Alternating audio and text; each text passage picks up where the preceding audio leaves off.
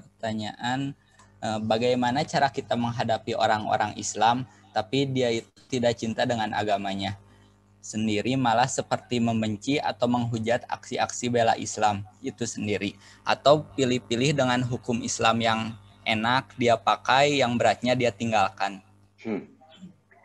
Tidak boleh beriman kepada sebagian lalu mengkufuri sebagian. Kalau kita lelah, hindari. Sederhana. Kalau seandainya kita berkumpul dengan sebuah komunitas lalu membuat jadi tidak khusyuk, fokus menuju Allah, out of the zone, keluar dari lingkungan itu. Karena bahaya kalau dipaksakan, nanti jadi perdebatan yang kemudian mengeraskan hati, lalu dijauhkan dari hidayah, termasuk kitanya. Jadi tugas kita adalah menyampaikan. Setelah menyampaikan mereka terima atau tidak, bukan urusan kita lagi. Sederhana, bukan? Maka dengannya, cari lingkungan yang tidak meresahkan Anda. Kecuali memang mental Anda untuk berdakwah. Nah, kunci bijaknya adalah doakan. Dilihat wajahnya, dilihat dadanya, kalau laki-laki. Dihembuskanlah doa ke situ. Allahumma nawwir qulubana. Berikan ya Allah hidayah kepada setiap kami. Binuri hidayatika. Cahayai hati kami dengan cahaya petunjukmu. Nabi kan begitu. Allahumma tahhir qalba wa hasin farja. Bersihkan hatinya. Berikan dia hidayah. Dari hati saja, karena hanya doa yang merubah takdir. Itu prosesnya luar biasa. Nanti akan tersenyum dan berbuah indah kalau sudah indah pada waktunya. Dakwah itu kan yang paling berat. Berdoa. Menyebut orang-orang yang kita maksud dengan hidayah ini sendiri di sujud-sujud kita. Itu salah satu treatment spiritual yang tongrudat ku target gitulah. Jadi hembuskan doa saja. Biar perubahannya Allah yang merubah gitu loh. Dengan ikhtiar kecil kita. Semoga dari doa Allah dalam perjalanannya. Oke, next. Ini ada pertanyaan, kita hidup di dunia itu harus mencintai Allah dan Nabi Muhammad SAW lebih dari diri kita sendiri. Nah, bagaimana cara kita untuk memupuk dan menambah kecintaan kita kepada Rasul dan Allah Subhanahu wa taala? Seperti itu, Ustaz.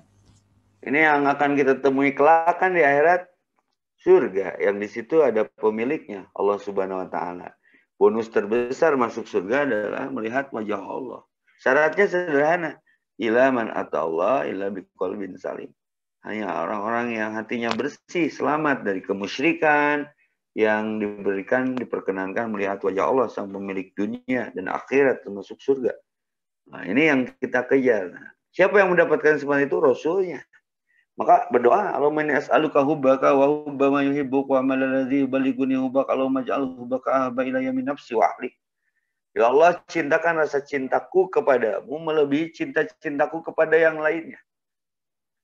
Cintakan rasa cinta ini, pertemukan dengan orang-orang yang mencintai Allah dan Rasulnya. Melebihi cintaku kepada aku dan keluargaku.